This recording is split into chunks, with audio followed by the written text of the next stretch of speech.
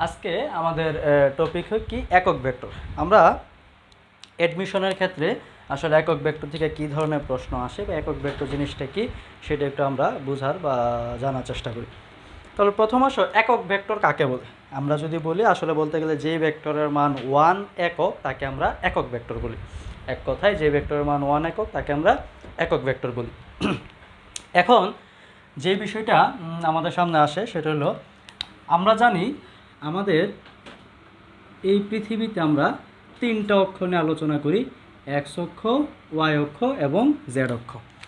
অর্থাৎ যদি আমরা আরও ভালোভাবে বিশ্লেষণ করতে চাই, এই ভূমির অক্ষটা এক্স অক্ষ, লম্ব অক্ষটা ওয়াই এবং এটা জেড অক্ষ। আসলে বোর্ডে আঁকার কারণে আমরা জেড অক্ষতে এইভাবে ফ্ল্যাট করে রাখি, আসলে কিন্তু জেড অক্ষটা এই বরাবর না। আমরা জানি যে কলমটা যেদিকে জেড অক্ষটা হলো ঠিক এই বরাবর। অর্থাৎ ধরো আমি যদি আঙ্গুল দিয়ে বোঝানোর চেষ্টা করি তাহলে এই জায়গাটা হলো আমার এক্স অক্ষ, এই উপরেরটা ওয়াই অক্ষ এবং এই সামনের দিকটা জেড অক্ষ। আচ্ছা, এখন আমরা এক্স অক্ষ বরাবর একটা একক ভেক্টর চিন্তা করি যার নাম আমরা দিই আই। ওয়াই অক্ষ বরাবর যে একক ভেক্টরটা চিন্তা করি তাকে আমরা বলি জে, এবং জেড অক্ষ বরাবর যে একক ভেক্টরটা চিন্তা করি তাকে আমরা বলি কে।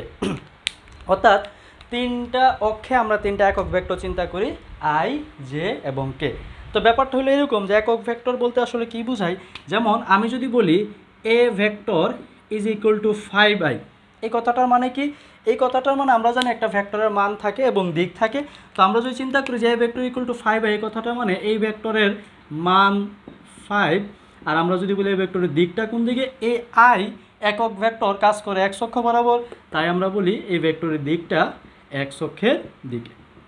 এই কারণে আমরা দেখা যায় যে ভেক্টরের শেষে এই আই, জে, কে এই একক ভেক্টরগুলো ব্যবহার করি জাস্ট একটা ভেক্টরের দিকটাকে খুব ভালোভাবে বোঝানোর জন্য।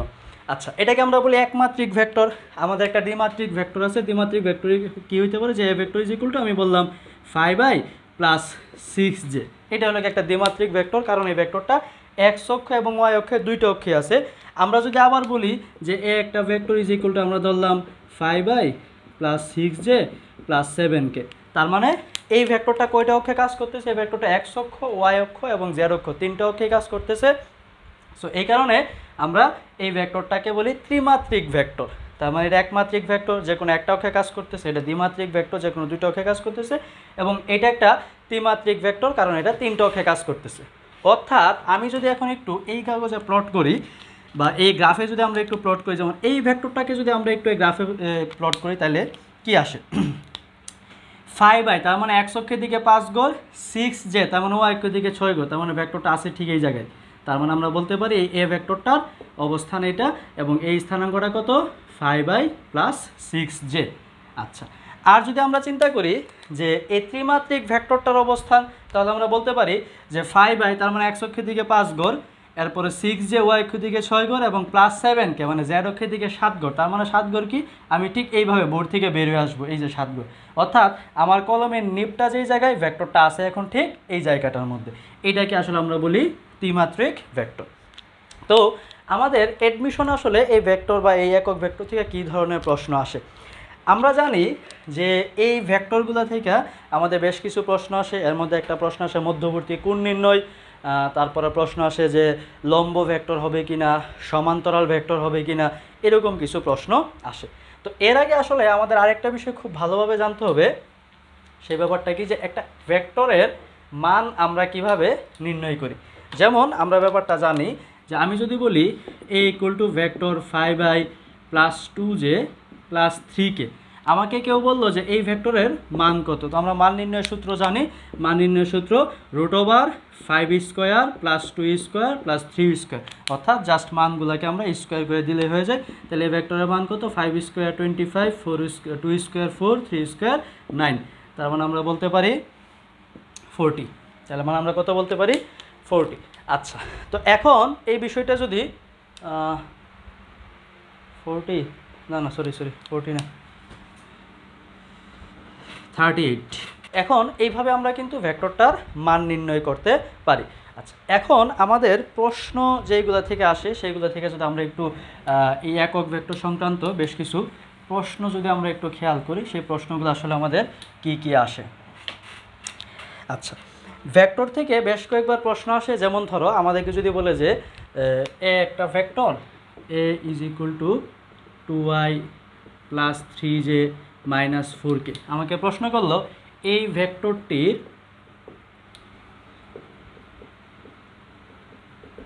ভেক্টরটির একক ভেক্টর নির্ণয় করো। এই ভেক্টরটির একক ভেক্টর নির্ণয় করো। তাহলে আমার কাছে একটা ত্রিমাত্রিক ভেক্টর দেওয়া আছে a equal to 2i plus 3j minus 4k। তাহলে আমরা এই ভেক্টরটার একক ভেক্টর কিভাবে নির্ণয় করব? তো আমরা জানি একক ভেক্টর বের করার সূত্র, একক ভেক্টরকে আমরা স্মল a দ্বারা প্রকাশ করি এবং উপরে ক্যাপ চিহ্ন দিয়ে আমরা একক ভেক্টর প্রকাশ করি।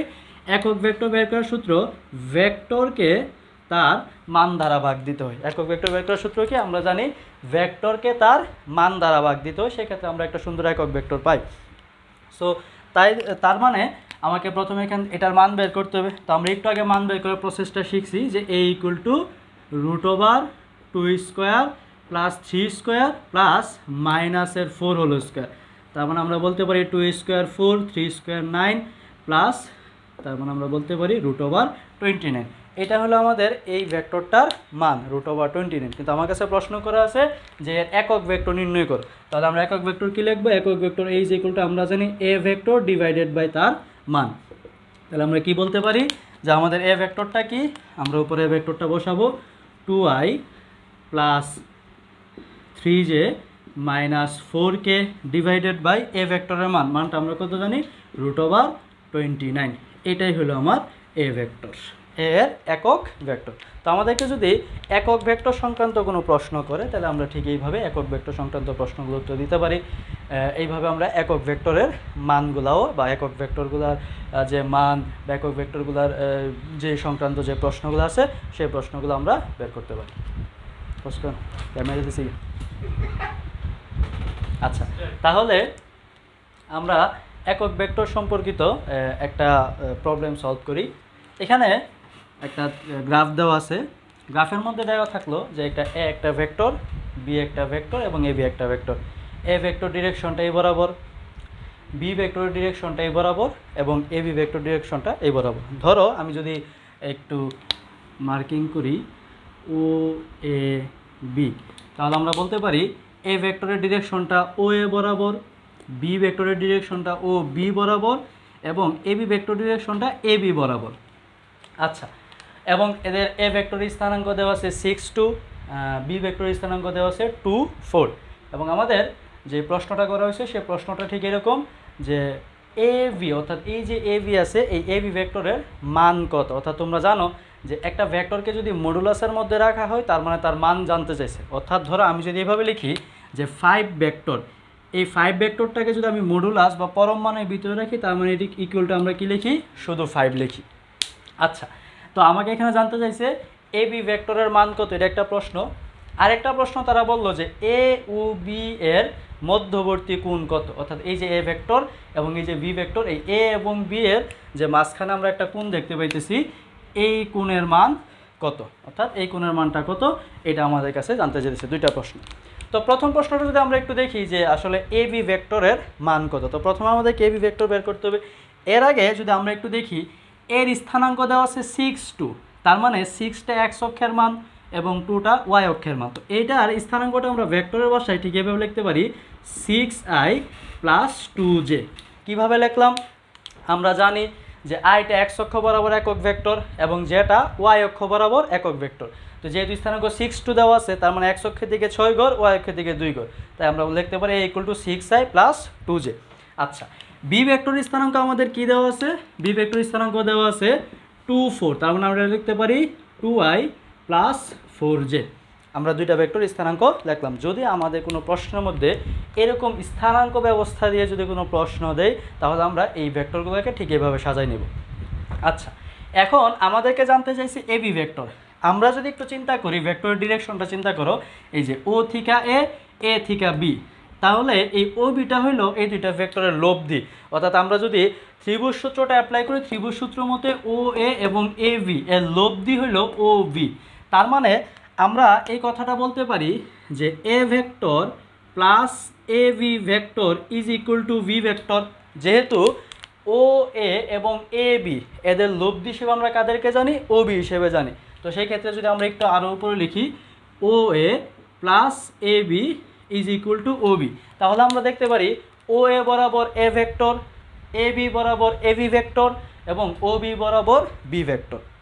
এটা কেন হলো? ঠিক এই ডিরেকশনের কারণে। যদি আমাদের ডিরেকশনটা এরকম থাকতো যে বি ভেক্টরের ডিরেকশন থাকতো বি থেকে ওর দিকে, আর এ ভেক্টরের ডিরেকশন যেভাবে আছে সেভাবে থাকতো, তখন আমরা লব্ধি হিসেবে এ বিকে চিন্তা করতাম। যেহেতু এদের ডিরেকশনটা ভিন্ন, তাই লব্ধি হিসেবে এখানে আমরা বি ভেক্টরকে চিন্তা করতেছি। তো সেখান থেকে যদি আমরা এ বি এর মান বের করতে চাই, তাহলে আমরা লিখতে পারি A B vector is equal to B vector minus A vector. তাহলে আমরা এখানে কি লিখতে পারি? A B vector is equal to, আমরা বি ভেক্টর জানি 2i প্লাস 4j। তাহলে আমরা এখানে লিখলাম B vector 2i plus 4j minus A ভেক্টরটাকে আমরা কত জানি? 6i plus 2j। তাহলে আমরা এখানে লিখলাম 6i প্লাস 2j। তো সেখান থেকে যদি আমরা লিখি A B vector is equal to, তাহলে 6i আর 4i, 6i minus 2i minus 6i, তার মানে এখানে আসবো minus 4i 4j minus 2j, তার মানে এখানে আসতেছে মাইনাস 2j। এইটা হলো আমাদের এ ভি ভেক্টর। এটা কি আমাদের এ ভি ভেক্টর। তো আমাদেরকে তো আসলে বলছে এ ভি ভেক্টরের মান বের করার জন্য। সো আমরা মানের ব্যাপারটা জানি। আমরা মান বের করবো কীভাবে? যে এ ভি ভেক্টর এর মান is equal to root over minus 4 whole square plus মাইনাসের 2 হোল স্কোয়ার ইকুয়াল টু, আমরা এখানে মাইনাস 2 না, এখানে হবে প্লাস 2 হোল স্কোয়ার। তাহলে আমরা এখানে জানি 16 4 অর্থাৎ রুট ওভার 20। তার মানে এ ভি ভেক্টর এর মান আমরা পেয়ে গেছি। এ ভি ভেক্টরের মান কত? Root over 20। অঙ্কটা দেখো আমরা আরেকবার একটু চিন্তা করি যে আমাদের অঙ্কটা কী বলছিল যে তিনটা ভেক্টর এ বি এবং এ ভি ভেক্টর। আমাদেরকে বলছে এই এ ভি ভেক্টরের মান কত সেটা বের করার জন্য। আমরা একটু ভেক্টরের ডিরেকশন অনুযায়ী দেখলাম যে এ ভেক্টর ও এ বরাবর, এ বি ভেক্টর এ বি বরাবর এবং বি ভেক্টরটা ও বি বরাবর। ডিরেকশন অনুযায়ী ও বিটা হয় লব্ধি, অর্থাৎ এ এবং এ বি এর লব্ধি হিসেবে আমরা বি ভেক্টরটা পাই। সেই হিসেবে আমরা লিখতে পারি A vector plus A B vector is equal to B vector. সেখান থেকে A B vector is equal to আমরা কি লিখতে পারি? B vector minus A vector. তাহলে এ বি ভেক্টর আমরা বি ভেক্টর স্থানাঙ্কটা জানি, এখানে লিখলাম 2i plus 4j minus A vector স্থানাঙ্কটা জানি 6i প্লাস 2j। সেখান থেকে যদি আমরা প্লট করি তাহলে 2i মাইনাস 6i, তার মানে মাইনাস 4i, এবার 4j মাইনাস 2j, তার মানে কি প্লাস 2j। তো এটা হলো আমাদের এ বি ভেক্টর। যেহেতু আমাদেরকে বলছে এ বি ভেক্টরের মান বের করার জন্য, সো মান বের করার জন্য ব্যাপারটা আমরা জানি যে এই vector root over minus 4 square plus 2 square, তার মানে 16 plus 4 equal to root over 20। এটা হলো আমাদের এ বি ভেক্টরের মান।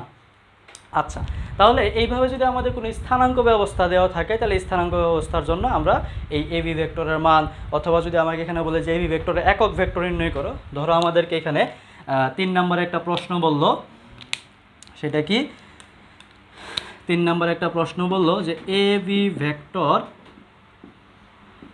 ভেক্টরের একক ভেক্টর নির্ণয় করো, একক ভেক্টর নির্ণয় করো। তো সেই ক্ষেত্রে আমরা জানি যে একক ভেক্টর বের করার সূত্র কি? ভেক্টরকে তার মান দ্বারা ভাগ দিতে হয়। তো আমরা এখানে লিখলাম এই যে এ বি এর একক ভেক্টর মানে কি? এ বি ভেক্টরকে তার মান দ্বারা ভাগ দিব। তো এ বি ভেক্টর কোনটা? এ বি ভেক্টর হলো এটা মাইনাস 4i প্লাস 2j, ভেক্টরকে তার মান দ্বারা ভাগ দিতে হবে। এই ভেক্টরের মান আমরা জানি রুট ওভার 20। সো এইটাই হলো আমাদের এ বি ভেক্টরের একক ভেক্টর। সেভাবে আমরা এ বি ভেক্টরের মানও বের করতে পারি, এ বি ভেক্টরের একক ভেক্টরটাও কিন্তু আমরা বের করতে পারি। তার মানে আমরা 1 নম্বর এবং 3 নম্বর দুইটা অঙ্ক করে ফেলছি।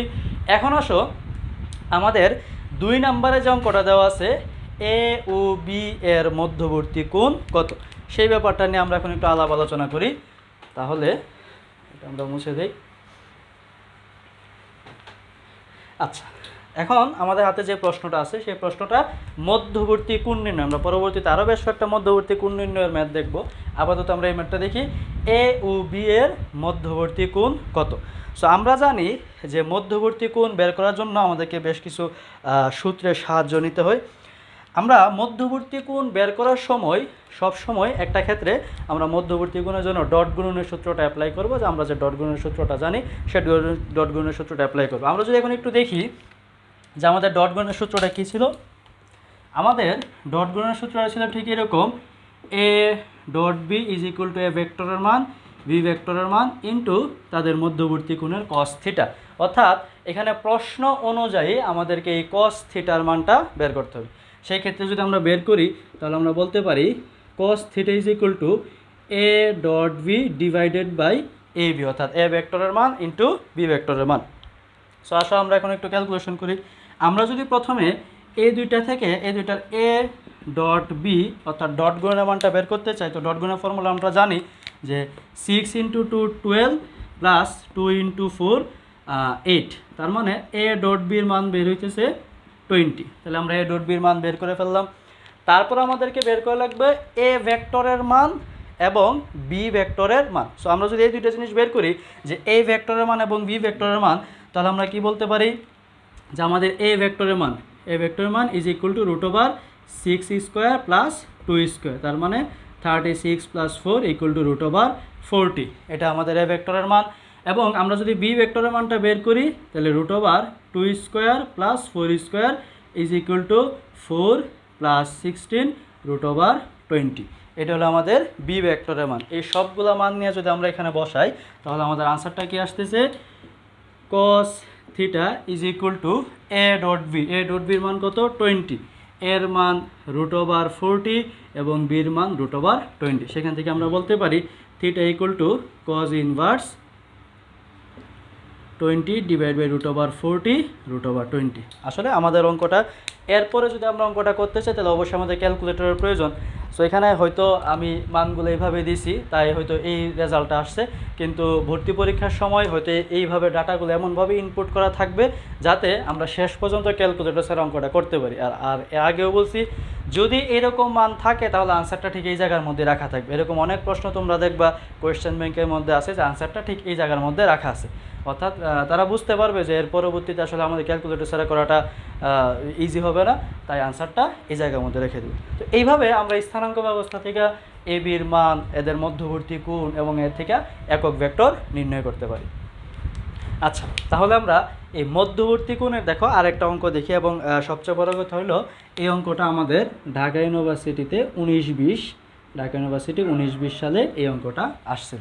অঙ্কটা কি, যে A vector is equal to দেওয়া আছে 3i minus 3j, B vector equal to 5i plus 5k, A ও বি এর মধ্যবর্তী কোণ কত, এটা আমাদেরকে বের করতে বলছে। তো আমরা একটু দেখি, আমরা আগের অঙ্ক তো দেখছি মধ্যবর্তী কোণ বের করার সিস্টেম কি, A dot B is equal to আমরা কি লিখবো, এ বি কস থিটা। সেখান থেকে আমরা লিখবো cos theta is equal to A dot B divided by A B, অর্থাৎ এ বি নিচের এ বিটা কি, যেখানে এ ভেক্টরের মান এবং বি ভেক্টরের মান বোঝায়, উপরটা বোঝায়, তাদের দুজনের মধ্যে ডট গুণ। আচ্ছা, তো এখন আমরা একটা জিনিস করে বের করি।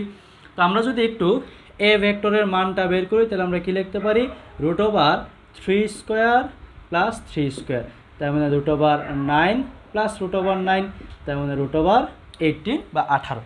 আমরা যদি একটু বি ভেক্টরের মানটা বের করি তাহলে B vector is equal to আমরা কি জানি, root over 5 square plus 5 square, তার মানে root over 25 plus 25 is equal to root over 50। তাহলে আমরা এ এবং বি এই দুইটা ভেক্টরের মানে কিন্তু আমরা বের করে ফেলছি। আচ্ছা, এখন আমাদের দরকার এ এবং বি এর মধ্যে ডট গুণনটা করা। তাহলে আমরা একটু এই পাশে এ এবং বি এর মধ্যে ডট গুণনটা করতেছি। আমাদেরকে দেওয়া আছে A vector is equal to 3i minus 3j, B vector is equal to দেওয়া আছে 5i প্লাস 5k। তাহলে আমরা একটু দেখি 3 5 15।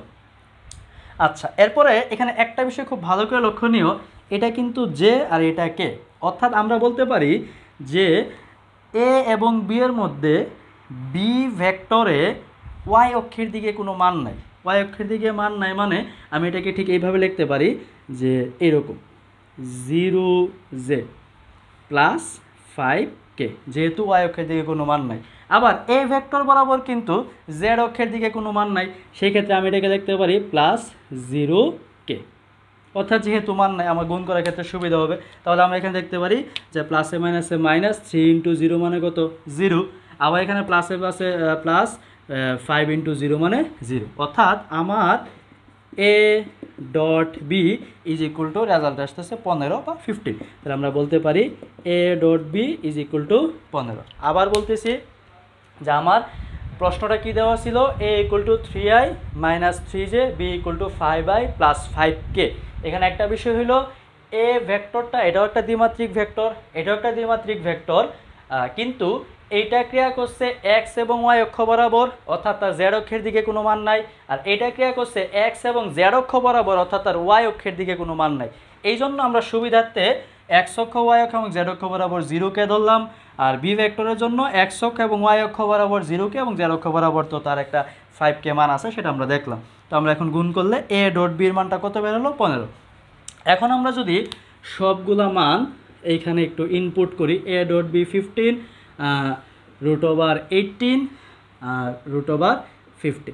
আচ্ছা, এখন আমরা যদি একটু ভালো করে ব্যাপারটা লক্ষ্য করি, √18 এই মানটাকে আমরা একটু ভাঙতে পারি। আচ্ছা, এরপর আসো আমরা যদি দেখি যে √50 এই মানটাকেও কিন্তু আমরা একটু ভাঙতে পারি। পজ করুন তো।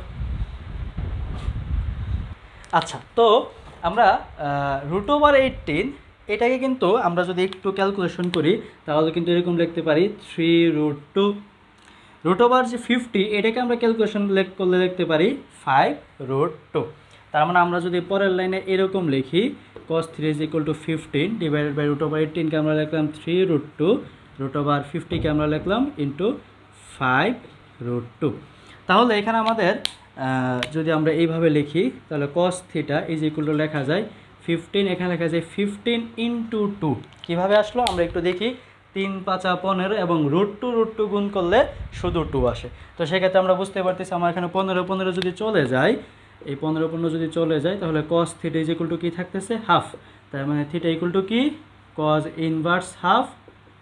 তার মানে আমরা জানি cos কত ডিগ্রির মান হাফ? cos 60 ডিগ্রির মান হাফ। তার মানে আমাদের আনসারটা θ = 60 ডিগ্রি। তো আমরা দেখলাম এ এবং বি এর মধ্যবর্তী কোণ θ = 60 ডিগ্রি বা 60 ডিগ্রি কোণে দুইটা ভেক্টর ক্রিয়াশীল। এখানে একটা বিষয় বলে রাখা ভালো, আমি কিন্তু অঙ্কটা করতে যথেষ্ট সময় নিয়েছি, কিন্তু আমাদেরকে মনে রাখতে হবে যে ইউনিভার্সিটি পরীক্ষার মধ্যে কিন্তু আমরা একটা অঙ্ক করার জন্য এতটা সময় পাবো না। সো আমাদেরকে অঙ্কগুলো করার জন্য যেহেতু আমরা খুব কম সময় পাবো, অবশ্যই মনে রাখতে হবে যে খুব দ্রুততার সহিত এবং সতর্কতার সহিত যাতে আমরা অঙ্কগুলো করতে পারি। তো এইগুলো অঙ্ক করার জন্য যদি আমরা বলি যে স্পিড কীভাবে বাড়াবো, একটাই উপায় আছে, সেই জানা উপায়টা যে আমরা বেশি বেশি প্র্যাকটিস করতে হবে। এবং সবচেয়ে বড় কথা হলো যে আমাদের ব্রেইনে ক্যালকুলেশনগুলো খুব দ্রুত ক্যালকুলেশন করতে হবে, যাতে আমরা ব্রেইনে খুব দ্রুত ক্যালকুলেশন করতে পারি এবং সেই ক্যালকুলেশনগুলো অবশ্যই নির্ভুল হতে হবে। এবং এই যে √18 এটাকে আমরা কীভাবে 3√2 লিখলাম, √50 এটাকে কীভাবে 5√2 লিখলাম, অর্থাৎ অঙ্কটার এই জায়গাটায় আসার পরে তুমি যদি মনে করো যে না এই অঙ্কটা নিয়ে আর আগানো যাবে না বা ক্যালকুলেটর ছাড়া আমরা অঙ্কটা করতে পারবো না, সেটা কিন্তু একটা ভুল ধারণা। সো আমাদেরকে এই বিষয়গুলা সম্পর্কে খুব ভালো ধারণা রাখতে হবে। এবং বেশ কিছু বিষয় তোমাকে, যেমন ধরো এই যে cos হাফের মান কত, এটা আমাদের একটু মনে রাখতে হবে যে আসলে আমরা জানি cos হাফের মান 60 ডিগ্রি, cos 45 ডিগ্রির মান কত, sin 0, 45, 30, 60, 90 এগুলোর মান কত, এই মানগুলো আমাদের একটু মুখস্থ রাখতে হবে যাতে আমাদের পরবর্তী অঙ্কগুলো করতে সুবিধা হয়। আচ্ছা, এখন আসো আমরা একটু লম্ব এবং সমান্তরাল এই দুইটা টার্ম বোঝার চেষ্টা করি। লম্ব এবং সমান্তরাল কি? আমাদেরকে বেশ কিছু প্রশ্ন এরকম বলা থাকে যে একটা ভেক্টর আর একটা ভেক্টরের উপর লম্ব হবে কি না। এই যে একটু আগে আমরা দুইটা ভেক্টরের মধ্যবর্তী কোণ বের করলাম, দেখো যেমন একটু আগে আমরা একটা অঙ্ক করলাম, দুইটা ভেক্টরের মধ্যবর্তী কোণ বের করলাম আমরা 60 ডিগ্রি। যদি এইখানে আমাদের বের করতাম যে দুইটা ভেক্টরের মধ্যবর্তী কোণ 90 ডিগ্রি, তার মানে আমরা কি বলতে পারবো যে দুইটা ভেক্টরের মধ্যবর্তী কোণ 90 ডিগ্রি মানে কি? যে ধরো আমরা বললাম এ ভেক্টর এবং বি ভেক্টর, এই দুইটা ভেক্টরের মধ্যবর্তী কোণ 90 ডিগ্রি, অর্থাৎ একটা ভেক্টর আর একটা ভেক্টরের উপরে লম্বভাবে অবস্থিত। তো আমাদেরকে কিন্তু অনেক সময় প্রশ্নগুলো করা হয়ে থাকে যে এই ভেক্টর, একটা ভেক্টর আর একটা ভেক্টরের উপর লম্ব হবে কিনা। অথবা আরেকটা সিস্টেম আছে, সেটা কি যে একটা ভেক্টর আর একটা ভেক্টরের উপরে সমান্তরাল হবে কিনা। সমান্তরাল মানে কি? যে দুইটা, এই যে এ যদি ভেক্টরটা এদিকে হয় তাহলে বি ভেক্টরটা ঠিক এর সাথে সমান্তরালে অগ্রসর হবে, এই একটা বিষয়। আমাদের বেশ কিছু এরকম প্রশ্ন আসে ইউনিভার্সিটি অ্যাডমিশনে এই লম্ব এবং সমান্তরাল সংক্রান্ত। কেন প্রশ্ন আসে আগেই বলছি যে এই প্রশ্নগুলো করার জন্য বা এই প্রশ্নগুলোর উত্তর করার জন্য আমাদের কোনো প্রকার কোনো ক্যালকুলেটরের সাহায্য লাগে না। তো এখন আসো এই লম্ব এবং সমান্তরাল, অর্থাৎ আমরা কীভাবে বুঝবো যে একটা ভেক্টর আসলে আরেকটা ভেক্টরের উপর লম্ব হিসেবে আছে নাকি সমান্তরাল হিসেবে আছে। তো আমরা এটা বুঝলাম যে যদি লম্ব হইতে হয় তাহলে দুইটা ভেক্টরের মধ্যবর্তী কোণ হতে হবে 90 ডিগ্রি, এবং যদি সমান্তরাল হইতে হয় তাহলে দুইটা ভেক্টরের কোণ হতে হবে 0 ডিগ্রি। তো এখন আসো আমাদেরকে যদি বলে লম্ব নাকি সমান্তরাল, সেই ক্ষেত্রে আমরা অবশ্যই ডট গুণনের আশ্রয় নেব। লম্ব যদি আমাদেরকে বলে যে দুইটা ভেক্টর, একটা ভেক্টরের উপর একটা লম্ব কিনা, এইটা প্রমাণ করার জন্য আমরা ডট গুণনের আশ্রয় নেব।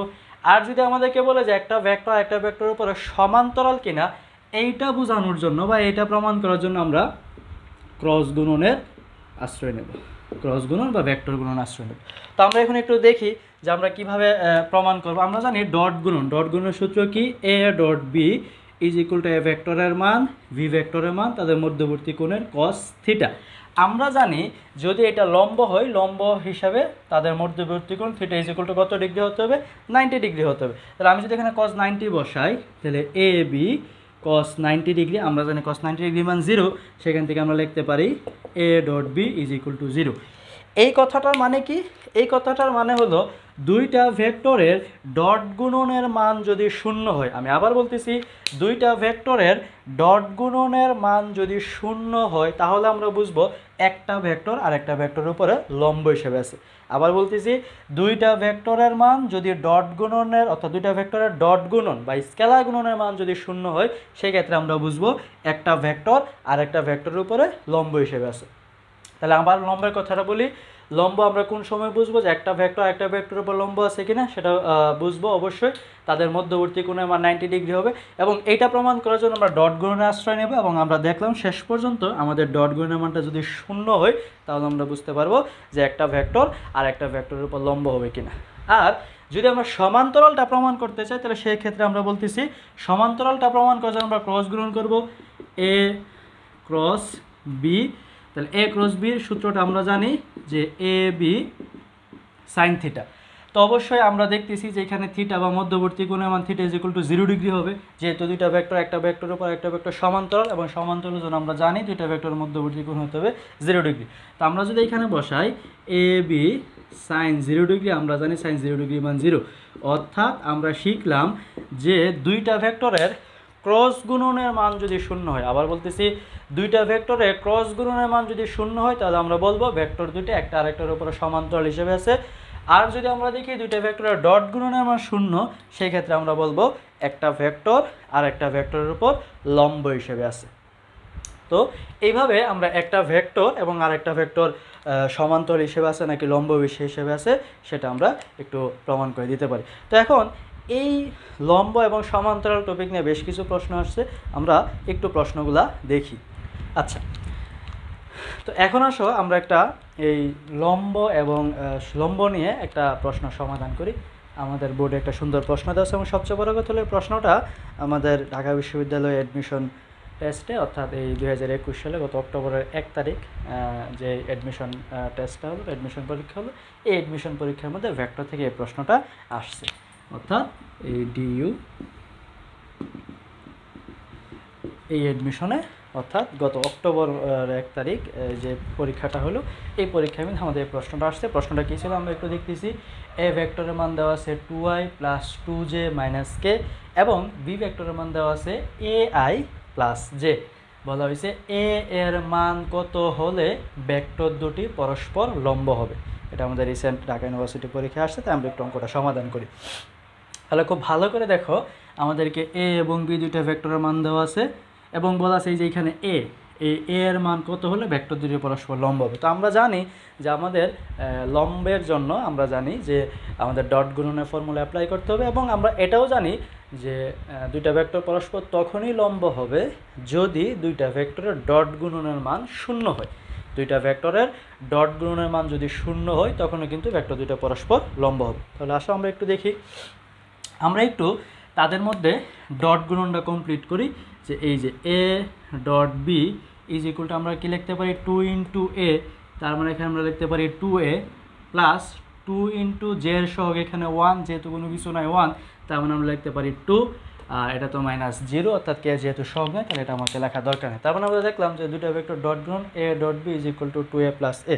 তো আমরা লম্ব হওয়ার শর্ত অনুযায়ী কি জানি যে A dot B is equal to কত হতে হবে, 0 হতে হবে। তাহলে সেই ক্ষেত্রে আমরা দেখলাম এ ডট বি রেজাল্টটা কত, 2a plus 2 is equal to 0। সেখান থেকে আমরা লিখতে পারি 2a is equal two minus 2, সেখান থেকে আমরা লিখতে পারি a is equal two minus 2/2, সেখান থেকে আমরা বলতে পারি a ইজ ইকুয়াল টু -1। তার মানে আমরা বলতে পারি যে এর মানটা যদি -1 হয় তাহলে সেই ক্ষেত্রে আমাদের দুইটা ভেক্টর পরস্পর লম্ব হবে। তাহলে এই প্রশ্নটা আমরা আবার বলতেছি যে আমাদেরকে a এবং b দুইটা ভেক্টরের মান দেওয়া ছিল এবং আমাদেরকে বলছে যে a এর মান, অর্থাৎ এই যে b ইকুয়াল টু একটা ভেক্টর দেওয়া ছিল কি ai প্লাস j, আমাদেরকে এই প্রশ্নটা করছে a এর মান কত হলে ভেক্টর দুইটি পরস্পর লম্ব হবে। তো আমরা একটু আগে শর্ত শিখছিলাম কি, যে দুইটা ভেক্টর লম্ব হওয়ার শর্ত হলো তাদের ডট গুণনের মানটা 0 হতে হবে। তো আমরা এখান থেকে তাদের ডট গুণনের মানটা বের করলাম, সেটা করতে পেরেছে 2a + 2, তাহলে dot equal to 0, 2a + 2 equal to 0, সেখান থেকে 2a এবং আমরা এর মানটা ফাইন্ড আউট করলাম a ইকুয়াল টু -1। আচ্ছা, তো এখন আসো আমরা একটু একটা সমান্তরালের অঙ্ক দেখি। আমরা বোর্ডের মধ্যে যে প্রশ্নটা দেওয়া আছে, প্রশ্নটা চট্টগ্রাম বিশ্ববিদ্যালয়ে 14-15 সালে এই প্রশ্নটা এসেছিল। আমরা একটু প্রশ্ন দেখি, সমান্তরালের প্রশ্ন, বুঝতে পারতেছো। তো এখন আসো আমরা একটু ব্যাপারটা লক্ষ্য করি। আমাদের প্রশ্নটা কী ছিল, যে a equal to 5i + 2j - 3k, b equal to 15i + aj - 9k। তো বুঝতেই পারতেছো আমাদের প্রশ্নটা কি, যে a এর মান কত হলে ভেক্টর দুটি পরস্পর সমান্তরাল হবে। তো এখানে একটা বিষয় আগেই বলছি যে আমরা যদি সমান্তরালটা বের করতে চাই তাহলে সেক্ষেত্রে আমরা কি করব, ক্রস গুণন করব, এবং আমরা জানি যে আমাদের ক্রস গুণনের রেজাল্টটা 0 হতে হবে। তো এখানে আমরা আসলে সমান্তরালগুলো বের করার জন্য তো ক্রস গুণন করা লাগে, স্বাভাবিক আমরা জানি। তো আমরা এখানে একটু ক্রস গুণন করলে দেখা যায় কি যে একটু সময় বেশি লাগবে, বা একটু অঙ্কটা করতে হয়তো তোমার একটু সময় বেশি লাগতে পারে, বা একটু বড় হতে পারে অঙ্কটা, যেহেতু আমাদের এটা নৈমিত্তিক 1 মার্ক, এবং এটার জন্য সময় আমরা সর্বোচ্চ 1 সেকেন্ড বরাদ্দ রাখতে পারবো, এর বেশি রাখতে পারবো না। 1 সেকেন্ড বা 2 সেকেন্ড বরাদ্দ রাখতে পারবো, এর বেশি কিন্তু আমরা রাখতে পারবো না। সো এই জন্য আমরা এটার জন্য একটা ধরো সহগ অনুপাত করার মতো একটা সিস্টেম অ্যাপ্লাই করি।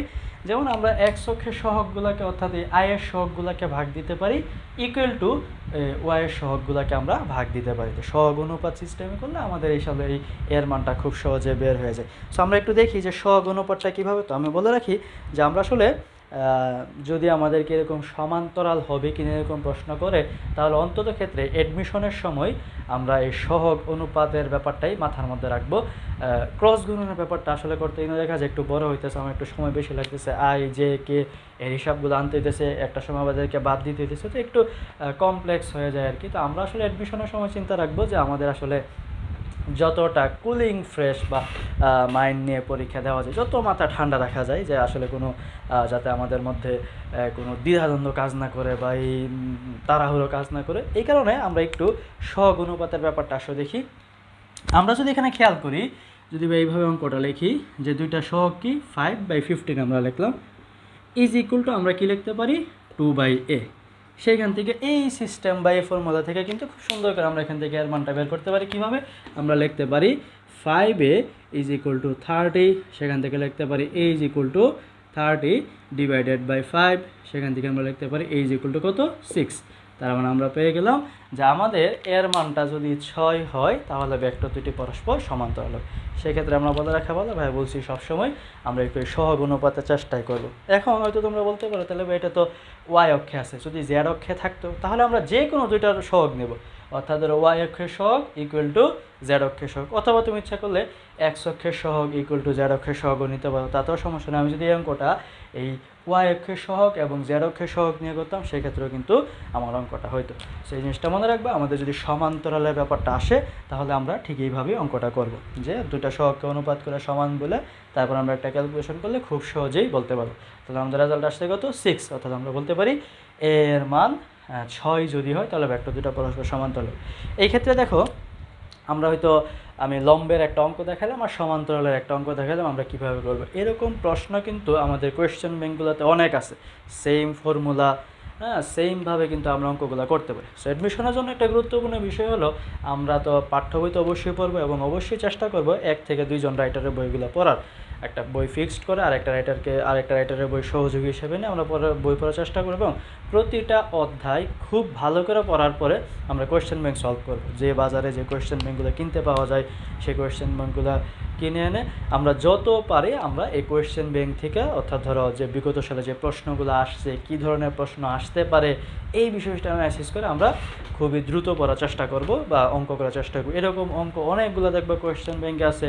আবার ওই যে এর মান কত হলে লম্ব হবে, এরকম অঙ্ক অনেকগুলো কোয়েশ্চেন ব্যাংকে আছে। জাহাঙ্গীরনগর বিশ্ববিদ্যালয়, জগন্নাথ, ঢাকা ইউনিভার্সিটি, চট্টগ্রাম বিশ্ববিদ্যালয়, খুলনা বিশ্ববিদ্যালয়, রাজশাহী বিশ্ববিদ্যালয়, এই বিশ্ববিদ্যালয়গুলোতে প্রচুর পরিমাণে প্রশ্নগুলো আসে। এইগুলো আসার একটা রিজন আছে, সেটা তোমরা জানো যে এই অঙ্কগুলো খুব সহজে ক্যালকুলেটর অল্প সময়ের মধ্যে করে ফেলা যায়। সো আমরা এই প্রশ্নগুলো কোয়েশ্চেন ব্যাংক থেকে দেখার চেষ্টা করব। আচ্ছা, এখন আসলে আমরা একটু এরিয়া বা ক্ষেত্রফল নিয়ে কথা বলি। কিছু কিছু প্রশ্ন এরকম দেখা যায় যে ধরো ক্ষেত্রফল নির্ণয়ের কথা বলে, এক্ষেত্রে আমরা জানি যে দুইটা ক্ষেত্রফল নির্ণয়ের কথা বলে, একটা হলো সামান্তরিকের ক্ষেত্রফল নির্ণয়, একটা হলো ত্রিভুজ ক্ষেত্রফল নির্ণয়। অর্থাৎ ধরো আমার কাছে এরকম একটা ভেক্টর দেওয়া থাকবে যে a ইকুয়াল টু ধরো দিল 2i, হ্যাঁ 2i plus 3j, 2i plus 3j minus 4k, এরকম একটা ভেক্টর দিল। আরেকটা ভেক্টর দিল b equal to 3i plus 2j minus 2k, এরকম দুইটা ভেক্টর a এবং b দুইটা ভেক্টর দেওয়া আছে। সো আমাদেরকে বললো যে এই ভেক্টরটা যদি সামান্তরিকের দুইটা বাহু হয় বা সামান্তরিকের দুইটা সন্নিহিত বাহু যদি হয়, সেই ক্ষেত্রে এই দুইটা সামান্তরিকের ক্ষেত্রফল কত। অথবা এরকম বলতো যেটা যদি ত্রিভুজের 2-3টা বাহু দিয়ে যদি আমাদেরকে ক্ষেত্রফল বলতে বলে, সেক্ষেত্রে আমরা কী করব। সো মনে রাখবো যদি এরকম কোনো ভেক্টর দিয়ে আমাদেরকে সামান্তরিকের ক্ষেত্রফল এবং ত্রিভুজের ক্ষেত্রফল বের করতে বলে, তাহলে আমরা এই জিনিসটা মনে রাখবো, সামান্তরিকের ক্ষেত্রফল, সামান্তরিকের ক্ষেত্রফল এটা বের করার জন্য আমরা দুইটা ভেক্টরকে ক্রস গুণন করে তাদের মানটা নিয়ে আসবো। দুইটা ভেক্টরকে ক্রস গুণন করে তাদের মানটা নিয়ে আসবো। আর যদি আমাদেরকে বলা হয় যে ত্রিভুজের ক্ষেত্রফল, সেই ক্ষেত্রে আমরা কি করব, হাফ ইন্টু দুইটা ভেক্টরের ক্রস গুণন। এটা করলে আমরা খুব সুন্দর করে ত্রিভুজের ক্ষেত্রফলটা বের করতে পারবো। অর্থাৎ বুঝতে পারতেছো, এটা সোজা বিষয়। আমরা ক্রস গুণনটা করে ফেলে ক্রস গুণনের যে মানটা আসে, সেই মানটা আমাদের সামান্তরিকের ক্ষেত্রফল এবং সামান্তরিকের ত্রিভুজের ক্ষেত্রফল, এই ক্রস গুণনের মানটার সাথে আমরা যদি হাফ গুণ দিয়ে দিই, সেক্ষেত্রে কিন্তু আমাদের ত্রিভুজের ক্ষেত্রফল হয়ে যায়। ঠিক এইভাবে আমরা মোটামুটি ক্ষেত্রফল সংক্রান্ত যদি কোনো সমস্যা আসে বা ক্ষেত্রফল সংক্রান্ত যদি কোনো অঙ্ক আসে, খুবই কম অঙ্ক আসে, ক্ষেত্রফল সংক্রান্ত অঙ্ক আসে না বললেই চলে, যদি এরকম কোনো অঙ্ক আসে, তাহলে সেই ক্ষেত্রে আমরা এইভাবে অঙ্কটা সলভ করে ফেলতে পারবো। একটু একক ভেক্টরের গুণগুলো দেখার চেষ্টা করি। একক ভেক্টর বলতে কি বোঝায় আমরা তখন জানি, বা তখন অঙ্ক করছি একক ভেক্টর i j k, এদেরকে আমরা একক ভেক্টর হিসেবেই জানি। তো এই যে দেখো, আমরা একাডেমিক সেশন অবশ্যই এটা পড়ে আসছি যে একক ভেক্টরের ক্ষেত্রে বেশ কিছু গুণ আছে। আমরা একক ভেক্টরের ডট গুণন করি এবং একক ভেক্টরের ক্রস গুণন কিন্তু করি। তো আমরা এখন আসলে একটু দেখি যে একক ভেক্টর ডট গুণন এবং ক্রস গুণন বলতে কি বোঝায়। অর্থাৎ এই যে আমরা কিছুক্ষণ আগে একটা ভেক্টরের মান বের করার সময় যে আমরা লিখলাম √5i, ধরো এ ভেক্টর ইকুয়াল টু ছিল 5i প্লাস 2j, এটা মান বের করার সময় আমরা কী লিখছি, √5² প্লাস 2²। তার মানে i j এটা কীভাবে বাদ গেল, কিভাবে বাদ গেল এটা জানার জন্য আমরা একাডেমিক সেশনে দেখছি যে কিভাবে বাদ গেল এটা জানার জন্য আমরা একটা একক ভেক্টরের গুণ চিন্তা করতাম, যেটাকে আমরা বলতাম ডট গুণন। আসলে আমরা একটু ডট গুণনটা দেখি। আমি যদি একই জাতীয় ভেক্টরগুলো ডট গুণন করি, যেমন ধরো i ডট i অথবা j ডট j অথবা k ডট k, তো আমরা জানি ডট গুণের সূত্র কি, যে এই i ভেক্টরের মান, আমরা জানি i ভেক্টরের মান 1, এই i ভেক্টরের মান 1 ইন্টু তাদের মধ্যবর্তী কোণের cos θ। তো একটা জিনিস মনে রাখবা যে i এবং i এই দুইটা একই জাতীয় ভেক্টর, এবং এই জিনিসটা সবসময় মনে রাখবা যে দুইটা একই জাতীয় ভেক্টরের মধ্যবর্তী কোণ সর্বদা 0 ডিগ্রি হয়। দুইটা একই জাতীয় ভেক্টরের মধ্যবর্তী কোণ হয় 0 ডিগ্রি। সেখানে আমরা কি লিখবো, cos 0 ডিগ্রি। আমরা জানি cos 0 ডিগ্রির মান 1, অর্থাৎ i ডট i এদের রেজাল্ট আসে 1। ঠিক একইভাবে j ডট j এর রেজাল্ট আসে 1 এবং k ডট k এর রেজাল্টটাও আসে কত, 1। আচ্ছা, এখন আসো আমরা যদি একটু ভিন্ন জাতীয়গুলা ডট গুণন করি, যেমন ভিন্ন জাতীয়গুলা কি হইতে পারে, i ডট j, এরপর হইতে পারে j ডট k, এরপর হইতে পারে k ডট i। এইগুলো যদি আমরা একটু ডট গুণন করি, তাহলে দেখো i ভেক্টরের মান আমরা জানি 1, j ভেক্টরের মান আমরা জানি 1, i এবং j এর মধ্যবর্তী কোণ কত। আমরা যদি একটু ভালো করে চিন্তা করি, i ভেক্টর কাজ করে x অক্ষ বরাবর এবং j ভেক্টর কাজ করে y অক্ষ বরাবর। তো খুব ভালো করে চিন্তা করে দেখো, i ভেক্টর যদি x অক্ষ বরাবর কাজ করে আর j ভেক্টরটা যদি এরকম, i ভেক্টরটা যদি x অক্ষ বরাবর এবং j ভেক্টরটা যদি y অক্ষ বরাবর কাজ করে, তাহলে কিন্তু আমরা একটা বিষয় লক্ষ্য করি আই এবং জের মধ্যবর্তী কোণটা কত ডিগ্রি হয়, 90 ডিগ্রি হয়। সো আমরা বলতে পারি যে এটা কত হবে, cos 90 ডিগ্রি। আবার বলতেছি কিভাবে 90 ডিগ্রি হইলো, আই ভেক্টরটা কাজ করে x অক্ষ বরাবর এবং জে ভেক্টরটা কাজ করে y অক্ষ বরাবর। তাহলে এই x এবং y এর মধ্যবর্তী কোণ 90 ডিগ্রি, সো cos 90। তোমরা জানো cos 90 এর মান 0, তার মানে এদের রেজাল্ট আসে 0 ডিগ্রি। সবসময় মনে রাখবা একটা অক্ষ, অর্থাৎ আমরা এখানে তিনটা অক্ষ সম্পর্কে জানছি, x অক্ষ, y অক্ষ এবং z অক্ষ। প্রত্যেকটা অক্ষ প্রত্যেকটার সাথে 90 ডিগ্রি কোণ থাকে, অর্থাৎ x এবং y তাদের মধ্যবর্তী কোণ 90 ডিগ্রি, y এবং z তাদের মধ্যবর্তী কোণ 90 ডিগ্রি এবং x এবং z তাদের মধ্যবর্তী কোণ 90 ডিগ্রি। তাহলে i dot i equal to 0 হলে আমরা জানি j ডট k এটাও 0 হবে, k ডট i এটাও কত হবে, 0 হবে। অর্থাৎ আমরা দেখলাম যে এই একক ভেক্টরগুলার সমজাতীয় বা একই জাতীয় ভেক্টরগুলোর ডট গুণের রেজাল্ট আসে 1 এবং ভিন্ন জাতীয় ভেক্টরগুলো i dot j dot k অথবা k ডট i এদের রেজাল্ট আসে 0। এখন আসলে আমরা একটু ক্রস গুণনের ক্ষেত্রে যাই। সেম আমরা আগের মতো i ক্রস i, তারপরে j ক্রস j এবং k ক্রস k, এই তিনটা যদি আমরা একটু ক্রস গুণনের ব্যাপারটা একটু ভালো করে লক্ষ্য করি তাহলে একটু দেখো আমরা ক্রস গুণন করতেছি। এখানে একটা জিনিস মনে রাখবো, আসলে ক্রস গুণনের সূত্রটা কী ছিল, আমরা জানি a cross b is equal two, আমাদের সূত্রটা ছিল ঠিক এরকম, a ভেক্টরের মান b ভেক্টরের মান ইন্টু তাদের মধ্যবর্তী কোণের সাইন থিটা ইন্টু লম্ব একক ভেক্টর। এই যে দেখো এইটাকে আমরা বলি লম্ব একক ভেক্টর। প্রশ্ন হচ্ছে লম্ব একক ভেক্টরটাকে আমরা একটু আলোচনা মাঝখানে লম্ব একক ভেক্টর টানতেছি, আপাতত আমরা এটা করি। তো আই ভেক্টরের মান তো আমরা জানি 1, ai ভেক্টরের মান 1, কেন 1 এটাও আমরা জানি, এগুলো একটা একক ভেক্টর। একক ভেক্টর আমরা কাদেরকে বলি, যে ভেক্টরগুলোর মান 1, তাই আমরা 1 লিখতেছি। সাইন আমরা জানি যে একই জাতীয় ভেক্টরের মধ্যবর্তী কোণ সবসময় 0 ডিগ্রি হয়, তাহলে সাইন 0 ডিগ্রি ইন্টু লম্ব একক ভেক্টর, অর্থাৎ সাইন 0 ডিগ্রি মানে আমরা জানি 0, তার মানে রেজাল্টটা হয়ে যাবে 0। সেমভাবে জে ক্রস জে এর মানও হবে 0, কে ক্রস কে এর মানও কত হবে, 0 হবে। একটা পার্থক্য অবশ্যই দেখতেছো, ডট গুণনগুলোর ক্ষেত্রে আমরা দেখছি যে একই জাতীয়গুলোর মান আসে 1, সেক্ষেত্রে ক্রস গুণনগুলোর ক্ষেত্রে একই জাতীয় মানগুলো আসছে 0। এখন আসো আমরা একটু ভিন্ন জাতীয়গুলো দেখি, এবং ভিন্ন জাতীয়গুলো দেখার জন্য আমরা বেশ কিছু পদ্ধতি একটু অবলম্বন করবো। যে ভিন্ন জাতীয়গুলো দেখার জন্য আমি একটা সার্কেল আঁকতেছি বা একটা বৃত্ত আঁকতেছি। এই বৃত্ত, এখানে আমি দিলাম i, এই জায়গায় দিলাম j এবং এই জায়গায় দিলাম k, এবং আমি বৃত্তের ঘূর্ণনটা ঠিক এরকম একটা ডিরেকশনে রাখলাম। এই ধরে বৃত্তের ঘূর্ণনটা আমি ঠিক এরকম একটা ডিরেকশনে রাখলাম। এখন আসলে আমরা একটু ভিন্ন জাতীয়গুলো করি। ভিন্ন জাতীয়গুলোর মধ্যে প্রথমে আমরা i ক্রস j এই কাজটা করে ফেলি। তো i ক্রস j আমরা জানি i এর মান 1, j এর মানও 1, এবং যেহেতু i এবং j তাদের মধ্যবর্তী কোণ আমরা জানি 90 ডিগ্রি, সেক্ষেত্রে আমরা কি লিখতে পারি, সাইন 90 ডিগ্রি ইন্টু লম্ব একক ভেক্টর।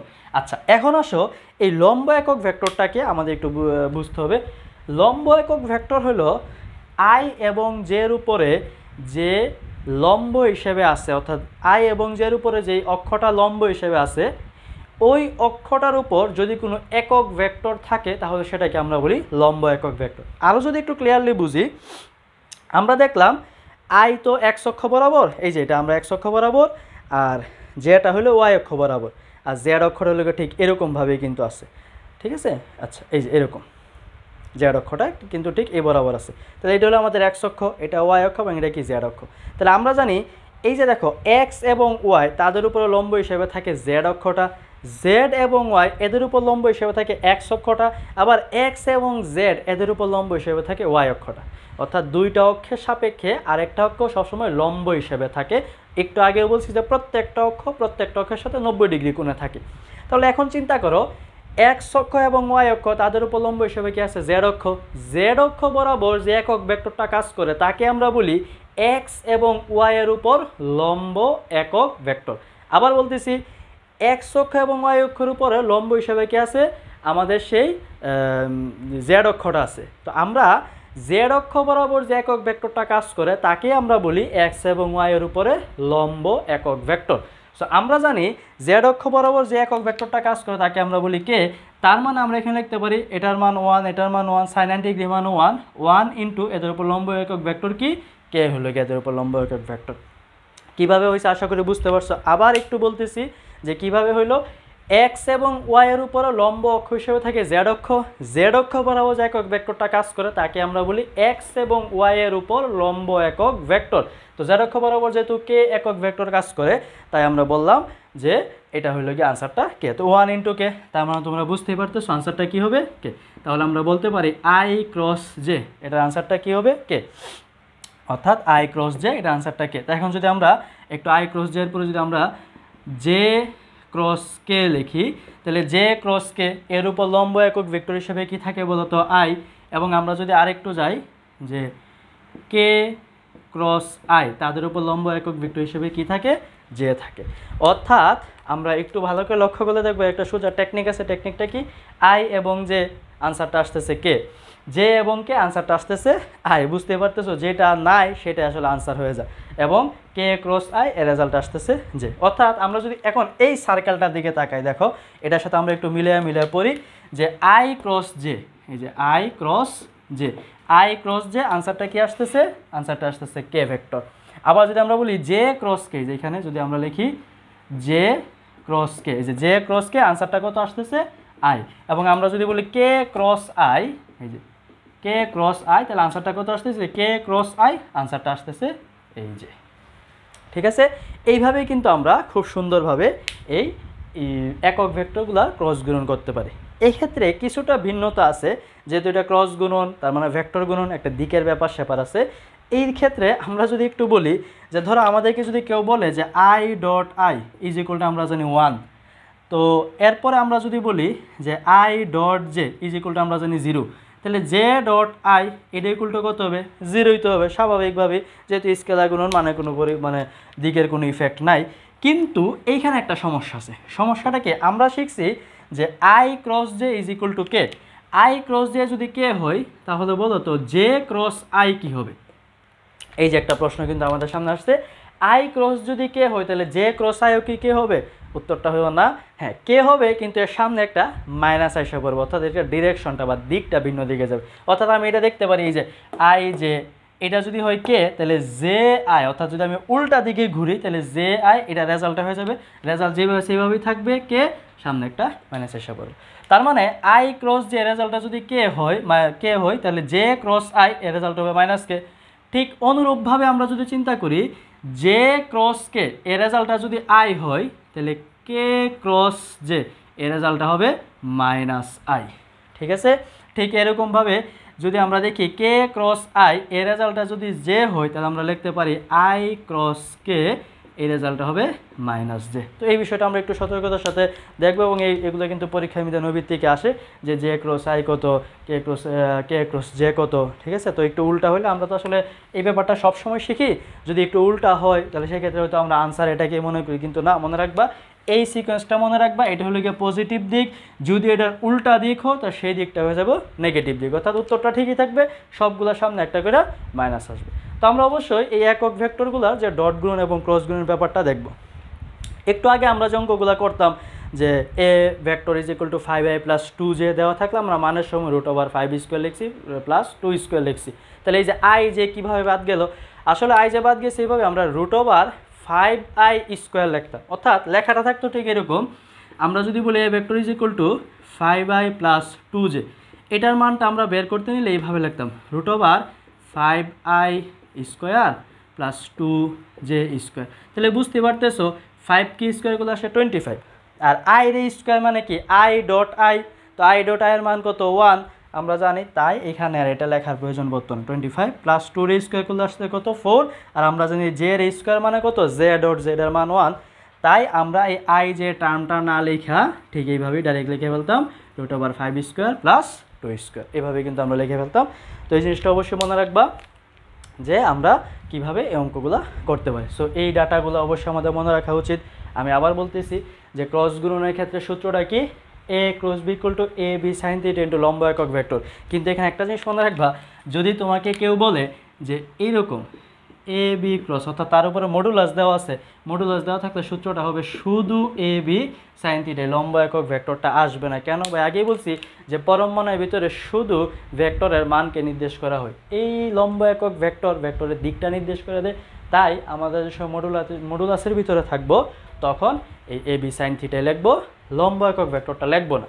আর এই ক্ষেত্রে মনে রাখবা যে I cross J equal to K, J cross K equal to I, K cross I equal to J. যদি আমরা বিপরীতটা দেখি তাহলে বিপরীত থেকে আমাদের আনসার ঠিক থাকবে, শুধু রেজাল্ট বা ফলাফলের আগে একটা মাইনাস চিহ্ন ব্যবহৃত হবে। আচ্ছা, এখন আসো আমরা একটু এই ডট গুণন এবং ক্রস গুণন থেকে বিশ্ববিদ্যালয়ে আসা বেশ কিছু নৈবিত্তিক প্রশ্ন দেখি। যেমন এই একটা প্রশ্ন আমাদেরকে সবসময় প্রায় সময় দেখা যায়, বা অনেক সময় বোর্ড কোয়েশ্চন বা বইয়ের পিছনে যে অনেকগুলো নৈবিত্তিক আছে বা কোয়েশ্চেন ব্যাংকে আমরা এই প্রশ্নটা দেখি, এটা খুব একটা কমন প্রশ্ন যে A cross B is equal to A dot B. যদি এ ক্রস বির মান এবং এ ডট বির মান সমান হয় তাহলে এ ও বি এর মধ্যবর্তী কোণ কত? তাহলে আমরা এখন একটু দেখি, এ ক্রস বি এবং এ ডট বি দুইটার মান যদি সমান হয় তাহলে আমাদের প্রশ্নটা কি? তাহলে এ ও বি অর্থাৎ এ ভেক্টর ও বি ভেক্টরের মধ্যবর্তী কোণ কত? তারপর আমরা বুঝতে পারতেছি আমাদের এই দুইটা মান সমান। তাহলে আমরা একটু এইভাবে লিখতে পারি যে দেখো A cross B divided by A dot B, যেহেতু দুইটার মান সমান তাহলে আমরা লিখতে পারি এ ক্রস বি সূত্র আমরা কি জানি? A B sine theta. A dot B সূত্র আমরা কি জানি? A B cos theta. এটা কিন্তু আমরা জানি, ঠিক আছে? তো এখন একটা জিনিস চিন্তা করো, আমাদেরকে বলা হয়েছে যে এই দুইটার মানে কি সমান। তো সেই ক্ষেত্রে আমরা একটু এভাবে ভাগের ক্ষেত্রে না গিয়া আমরা যদি একটু এই বরাবর যাই যে A cross B is equal to কি? A dot B. সেক্ষেত্রে আমরা এ ক্রস বি কী বলতে পারি? A B sine theta. A dot B কী বলতে পারি? A B cos theta. তাহলে ধরো এরপর লাইনে যদি আমরা একটু ক্যালকুলেশন করি তাহলে কি লিখতে পারি? Sine theta divided by cos theta equal to A B divided by A B. তাহলে আমরা এ বি কাটা যায়, কাটা গেলে এই পাশে থাকতেছে tan theta is equal to কি থাকতেছে? 1 এই পাশে। তাহলে আমরা লিখতে পারি থিটা ইজ ইকুয়াল টু কি? Tan inverse 1। আমরা জানি ট্যান ইনভার্স 1 অর্থাৎ এই মানটা কত ডিগ্রি? থিটা ইকুয়াল টু আমরা জানি ট্যান 45 ডিগ্রির মান 1। তার মানে এ ও বির মধ্যবর্তী কোণ কত ডিগ্রি? 45 ডিগ্রি। তাহলে আমরা কি শিখলাম? যে যদি এ ক্রস বি এবং এ ডট বি এই দুইটার মান যদি সমান হয় সেই ক্ষেত্রে তাদের মধ্যবর্তী কোণ কত? তাদের মধ্যবর্তী কোণ 45 ডিগ্রি। আমরা কীভাবে বের করলাম? A cross B equal to A dot B. তো এ ক্রস বি সমান সমান জানি A B sine theta, A dot B সমান সমান জানি এ বি কস থিটা। তো আমরা একটু ক্যালকুলেশন করি, theta equal two tan inverse 1 এবং আমরা যে ট্যান ইনভার্স 1 এর মান ট্যান 45 ডিগ্রি। ঠিক এইভাবে আমরা অঙ্কটা করতে পারি, ঠিক আছে? আচ্ছা, এখন আসো আমরা বোর্ডের মধ্যে যে আরেকটা অঙ্ক দেওয়া আছে সেই অঙ্কটা দেখি। যে দুটি ভেক্টরের স্কেলার গুণফল 6√3। দুটি ভেক্টর স্কেলার গুণফলের মান দেওয়া আছে 6√3 এবং ভেক্টর গুণফল বলা আছে 18 হলে ভেক্টর দুটির মধ্যবর্তী কোণ কত? ঠিক আগের মতো আমাদের ভেক্টর দুটির মধ্যবর্তী কোণ বের করতে বলছে। সেক্ষেত্রে কিন্তু আমাদেরকে যেহেতু বলছি স্কেলার গুণফল, তার মানে আমরা জানি ডট গুণন। তো আমরা লিখি যে A dot B is equal to দেওয়া আছে 6√3। আর যেহেতু বলছি স্কেলার ভেক্টর গুণফল ইকুয়াল টু 18, তার মানে আমরা জানি এটা স্কেলার গুণ বা ক্রস গুণ, ক্রস গুণ ইজ ইকুয়াল টু কত? 18। তো আমাদেরকে বলছে ভেক্টর দুটির মধ্যবর্তী কোণ কত।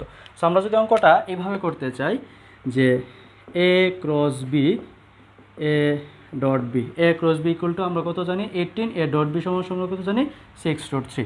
তাহলে এখানে একটা জিনিস খেয়াল করো, আমরা জানি এ ক্রস বি সমান সমান কি? এ বি সাইন থিটা এবং এটা জানি A B cos theta is equal to, যদি আমরা এখানে দেখি তাহলে উপরে আসবে 3, নিচে আসবে √3। কাটাকাটি করার পরে উপরে 3 নিচে √3। তাহলে আমরা জানি এ বি চলে যাবে, sine theta by cos theta আমরা জানি tan theta is equal to আমরা জানি 3/√3। এটাকে আমরা কি লিখতে পারি? √3 লিখতে পারি। সেখান থেকে আমরা বলতে পারি থিটা ইকুয়াল টু কি? Tan inverse √3। আমরা জানি ট্যান কত ডিগ্রি মান √3? আমরা জানি ট্যান 60 ডিগ্রি মান √3। অর্থাৎ দুইটার মধ্যবর্তী কোণ কত? দুইটার মধ্যবর্তী কোণ 60 ডিগ্রি। অর্থাৎ এই প্রশ্নটা তোমরা দেখবা প্রত্যেকের বইয়ের পিছনে দেওয়া আছে, হ্যাঁ। এরপরে অনেকবার বোর্ড কোয়েশ্চেন হিসেবে এমসিকিউতে এই প্রশ্নটা আসছে, বিভিন্ন অ্যাডমিশন পরীক্ষার মধ্যে এই প্রশ্নটা কিন্তু আসছে। তো সেই ক্ষেত্রে মনে রাখবা এই প্রশ্নগুলোর ক্ষেত্রে হয়তো মান চেঞ্জ করতে পারে। যেমন ধরো এখানে 18 জায়গায় 20, 30, এখানে হয়তো 6√3 জায়গায় বা বিভিন্ন মান হতে পারে। মান বিভিন্ন হলে আমরা ঠিক এই প্রসেসে খুব সুন্দর করে আমরা অঙ্কটা করতে পারবো যে থিটা ইকুয়াল টু আনসারটা কত ডিগ্রি হইতেছে? 60 ডিগ্রি হইতেছে। আচ্ছা, এখন আসো আমরা একটা উপাংশ সম্পর্কিত নদী নৌকার আসলে একটা নৌকার উপাংশ সংক্রান্ত একটা অঙ্ক করি। খুব ভালো মনোযোগ দিয়ে অঙ্কটাতে। এখানে কি দেওয়া আছে যদি তোমরা দেখো, এখানে একটা নৌকা দেওয়া আছে। তো খুব ভালো করে লক্ষ্য করলে দেখবা যে আসলে এইখানে খুব সুন্দর একটা নৌকা দেওয়া আছে। আসলে বলতে গেলে এটা নৌকায় ধরে নাও, আমার হয়তো আঁকাটা খুব সুন্দর হয়েছে তাই হয়তো তোমরা বুঝতেছো এটা নৌকা না অন্য কিছু, ঠিক আছে। তারপরে তো ধরে নাও যে এটা খুব সুন্দর একটা নৌকা, এবং নৌকাটার ভর দেওয়া আছে কত কেজি, 100 কেজি। তো এখানে আসলে কি বুঝাইতেছে খুব ভালো করে দেখো, যে আমি এখানে একটা দিছি 100 নিউটন, এখানে একটা এরো চিহ্ন দিয়ে 100 নিউটন বুঝাইতেছি, এখানে 100 নিউটন। অর্থাৎ নৌকাটাকে তীরে আনার জন্য ধরো এইখানে একজন ব্যক্তি এবং এইখানে একজন ব্যক্তি নৌকাটাকে তীরে আনার জন্য উনি এই এই তোমার তীরের সাথে বা ভূমির সাথে 60 ডিগ্রি কোণ করে 100 নিউটন বলে টানতেছে। আরেকজন ব্যক্তি ঠিক এখানে 60 ডিগ্রি কোণ করে 100 নিউটন বলে টানতেছে। অর্থাৎ নৌকাটাকে তীরে আনার জন্য দুইজন ব্যক্তি 60 ডিগ্রি কোণ করে 100 নিউটন এবং 100 নিউটন বলে নৌকাটাকে সামনের দিকে আনতেছে, যেখানে নৌকাটার ভর দেওয়া আছে 100 কেজি। আমাদেরকে কি বের করতে বলছে? আমাদেরকে বের করতে বলছে এই নৌকাটার ত্বরণ কত। তো এখন আসো এই অঙ্কটা করতে গেলে আমরা একটু উপাংশের বিষয়টাতে লক্ষ্য করব, যে খুব ভালো করে লক্ষ্য করো, এই যে 100 নিউটন বলে টানতেছে 60 ডিগ্রি কোণে এই ব্যক্তিটা, তার দুটো উপাংশ সৃষ্টি হবে। একটা উপাংশ থাকবো x অক্ষ বরাবর, একটা উপাংশ থাকবো y অক্ষ বরাবর, y অক্ষের নিচের দিকে, যেহেতু সে এই বরাবর টানতেছে। আরেকজন ব্যক্তি যেহেতু 100 নিউটন বলে ঠিক উপর দিকে টানতেছে, তারও দুটো উপাংশ থাকবো। তার দুটো উপাংশ কী কী? তার দুটো উপাংশের মধ্যে ঠিক এরকম একটা থাকবে x অক্ষ বরাবর এবং আরেকটা থাকবে y অক্ষ বরাবর। তাহলে এখন আমরা একটু চিন্তা করি, উপাংশ সিস্টেমটা আমরা জানি যে x অক্ষের উপাংশ আর cos থিটা, y অক্ষের উপাংশ আর sin থিটা। তাহলে আমরা এই ব্যক্তিটার উপাংশ হিসেবে কি লিখতে পারি? আর cos থিটা। তো আর এর জায়গায় আমরা কত লিখবো? 100 cos কত ডিগ্রি? 60 ডিগ্রি। আবার এই ব্যক্তিটার উপাংশ x অক্ষ বরাবর আমরা কি লিখতে পারি? যে আর cos থিটা, অর্থাৎ 100 cos 60 ডিগ্রি। এখন আমি যদি এই ব্যক্তিটার উপাংশ লিখি y অক্ষ বরাবর, তাহলে এটা কি লিখবো? যে আর sin থিটা, মানে আর এর জায়গায় আমরা কি লিখবো? 100 sin 60 ডিগ্রি। এইখানেও কি তার আর 100 sin 60 ডিগ্রি, যেহেতু তাদের দুটো উপাংশ কাজ করতে। অর্থাৎ দেখো আমি আবার ভালোভাবে বলতেছি, যে প্রশ্নটা আবার আমরা বলি যে এটা একটা নৌকা, কিউট BEA ইউটিফুল একটা নৌকা। আমরা যদি একটু দেখি যে এই দুইটা নৌকা, এই নৌকাটাকে তীরে আনার জন্য দুইজন ব্যক্তি 100 নিউটন বলে 60 ডিগ্রি কোণ করে টানতেছে। সেই ক্ষেত্রে আমাদেরকে বলা হয়েছে নৌকাটা ত্বরণ কত। তো আমরা দুইজন ব্যক্তির বলটাকে উপাংশে ভাগ করে নিলাম। এই ব্যক্তির উপাংশ দুইটা, একটা x অক্ষের দিকে, একটা y অক্ষের দিকে। x অক্ষের উপাংশটা 100 cos থিটা, y অক্ষের উপাংশটা 100 sin থিটা। আবার এই ব্যক্তির দুটো উপাংশ, একটা x অক্ষের দিকে আর একটা y অক্ষের দিকে। x অক্ষের উপাংশ 100 cos 60 ডিগ্রি, y অক্ষের উপাংশ 100 sin 60 ডিগ্রি। এখন তোমরা যদি একটু ভালোভাবে লক্ষ্য করো, এই দুইটো উপাংশ কিন্তু সমান এবং বিপরীতমুখী। আমরা জানি কোনো বস্তুর উপর যদি সমান এবং বিপরীতমুখী দুইটা বল কাজ করে, তাহলে সেই বস্তুটার মানে কোনো ক্রিয়াশীল বল থাকে না। অর্থাৎ ধরো একটা বস্তুর উপর আমরা যদি উপরের দিকে 100 নিউটন এবং নিচের দিকে 100 নিউটন বল প্রয়োগ করি, তাহলে সেক্ষেত্রে কিন্তু বস্তুটা কোনো লব্ধি নাই, অর্থাৎ বস্তুটা জায়গা থেকে নড়বে না। তার মানে আমরা বলতে পারি এই দুইটা উপাংশ একজন আরেকজনকে প্রশম করে ফেলে বা একজন আরেকজনকে কাটা ফেলে। তার মানে আমার কাছে কার্যকর উপাংশ আছে জাস্ট এই দুইটা উপাংশ বস্তুটাকে কোন দিকে নিয়ে যেতেছে? সামনের দিকে নিয়ে যেতেছে। সো আমরা যদি চিন্তা করি যে তাহলে তার টোটাল সামনের দিকের উপাংশ বা তার উপর কতটুক বল কাজ করতেছে বা তার লব্ধি বলটা কত, সেক্ষেত্রে কিন্তু আমরা লিখতে পারি F is equal two 100 cos 60 degree plus 100 cos 60 degree. তো আমরা জানি cos 60 মান হাফ, তার মানে 50 প্লাস 50 ইজ ইকুয়াল টু কত নিউটন? 100 নিউটন। অর্থাৎ তার উপর ক্রিয়াশীল যে লব্ধি বলটা আছে, সেই ক্রিয়াশীল লব্ধি বলটা কত নিউটন? 100 নিউটন। আমি ক্রিয়াশীল, সেক্ষেত্রে আমাদের ত্বরণটা কত আসতেছে? Equal to 1 ms inverse 2। অর্থাৎ এই বস্তুটা কত ত্বরণে গতিশীল? 1 ms ইনভার্স 2 ত্বরণে গতিশীল। আচ্ছা, তাহলে মোটামুটি আমরা অঙ্কটা শেষ করলাম, আমাদের ত্বরণও। কিন্তু আসো আবার আমরা একটু এই জিনিসটা বোঝার চেষ্টা করি, কেউ যদি না বুঝে থাকো তাহলে আবার এই জিনিসটা বুঝো যে আমাদের প্রশ্নটা কী ছিল? দুইজন ব্যক্তি 100 নিউটন বলে এবং 60 ডিগ্রি কোণ করে এই নৌকাটাকে তীরের দিকে টানতেছে। আমাদের প্রশ্ন ছিল নৌকাটা কত ত্বরণের সামনের দিকে আগাইতেছে। সো আমরা তাদের যেই 100 নিউটন এবং 100 নিউটন বল, এটাকে দুটো উপাংশে ভাগ করছি। আমরা জানি তার দুটো উপাংশ হবে, একটা হলো cos থিটা এবং একটা sin থিটা। আবার এরও দুটো উপাংশ হবে, একটা cos থিটা এবং একটা কি? sin theta. যেহেতু sin থিটার দুটো উপাংশ সমান এবং বিপরীতমুখী, তাই এই দুটো উপাংশ একজন আরেকজনকে প্রশম করে ফেলবে। তার মানে তার উপর কার্যকরী উপাংশ হিসেবে থাকতেছে এই দুইটা, যেটাকে আমরা কার্যকরী বল বা লব্ধি বল হিসেবে বুঝতেছি। তাহলে তার টোটাল লব্ধি বল কত? 100 cos 60 degree plus 100 cos 60 degree এবং 50 50 100 নিউটন। অর্থাৎ তার উপর কতটুকু লব্ধি বল ক্রিয়া হইতেছে? 100 নিউটন বল ক্রিয়া হইতেছে। এখান থেকে আমরা খুব সুন্দর করে ত্বরণ বের করতে পারি। যদি তোমাকে এরকম কোনো প্রশ্ন করা হয় যে ধরো এখানে এরকম একটা প্রশ্ন করতেই পারে যে 1 মিনিট পর বস্তুটির সরণ কত, এরকম একটা প্রশ্ন করলো যে 1 মিনিট পর বস্তুটির সরণ কত। তো সেই ক্ষেত্রে যদি আমরা অঙ্কটা করতে চাই যে 1 মিনিট পর বস্তুটার সরণ কত, তাহলে আমরা এখন একটু সূত্র বসাই। আমরা জানি যে আমাদের সরণ নির্ণয়ের জন্য খুব সুন্দর একটা সূত্র আছে। সেই সূত্রটা কি? s = ut প্লাস হাফ এ টি স্কোয়ার। যেহেতু আদিবেগ শূন্য, তাহলে s = আমরা কি লিখতে পারি? হাফ এ টি স্কোয়ার। সেক্ষেত্রে s = হাফ ইন্টু আমরা একটু আগে বের করছি ত্বরণের মান 1, টি স্কোয়ার মানে কত বলছে? 1 মিনিট। 1 মিনিট মানে কত? 60 সেকেন্ড। তার মানে আমরা এখানে কি লিখবো? 60 স্কোয়ার। তাহলে s = কত আসতেছে? হাফ ইন্টু 3600, অর্থাৎ s = 1800 মিটার। অর্থাৎ আমরা যদি চিন্তা করি যে এই বস্তুটা 1 মিনিট পর বা 1 মিনিটে তার সরণ কত, আনসারটা কত আসতেছে? 1 মিনিটে তার সরণ 1800 মিটার। তাহলে এইভাবে আমরা লব্ধি বল, ত্বরণ এবং সরণ ঠিক এরকম একটা উপাংশের অঙ্ক থেকে খুব সুন্দর করে বের করতে পারবো।